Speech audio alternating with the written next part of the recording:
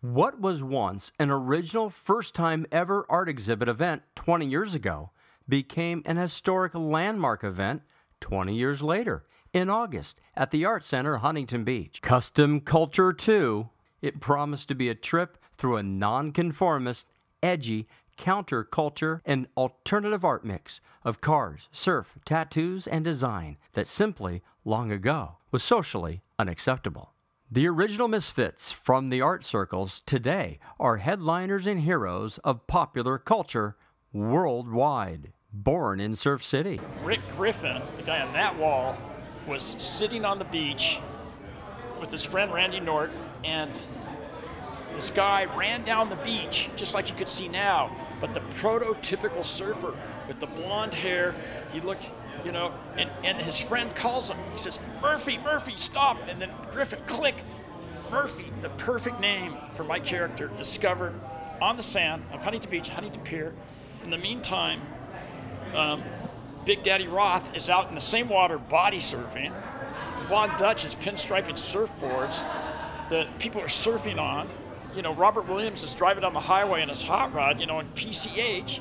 So it's kind of like you couldn't have a better epicenter for all this stuff. The month-long plus exhibit opened to a grand VIP reception that included famed designer George Barris himself, who showcased a Munster coach. The thing that impresses me the most is not the cars, it's the art form that they made with the cars. Having an artist is a conception. A designer is a designer. But when you take a conception and put it together with a design and make it creative so that people will look at it who are not car designers and will just be out of their mind with it. A panel discussion August 24th began to wrap up the run of the exhibit.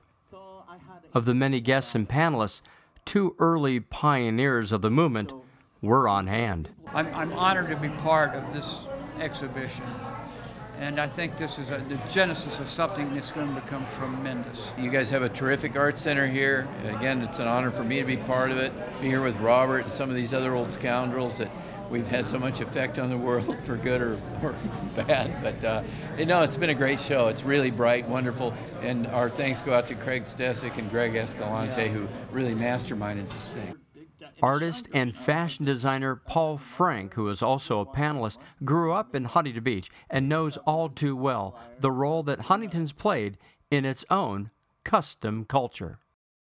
It feels like we always had like the cool clothes and the cool shoes way before our cousins did, like, you know, inland more. For example, we used to go to the Van store and get our shoes custom made in the late 70s, and we used to jack surfboards down the street, and we used to get the best skateboard wheels and the fiberglass skateboard decks for our birthday and stuff like that. And we had the ponchos like Spicoli and Fast Times. We had all that stuff, so I grew up around that. You know, everybody was very artistic. Kustom Kulture II, one of the most successful exhibits to date in Huntington and for the Art Center. There's a lot of people to thank.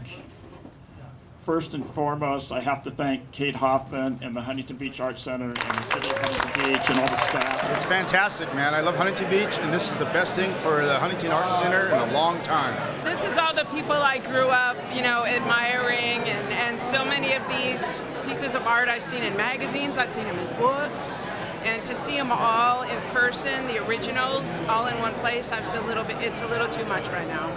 I wonder if y'all understand what you have in Huntington Beach. I wonder if you really comprehend what you really got here. We are very happy here.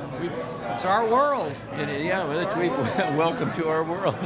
A world that can't wait for Kustom Kulture III. For Surf City Highlights, this is Matt Liffring.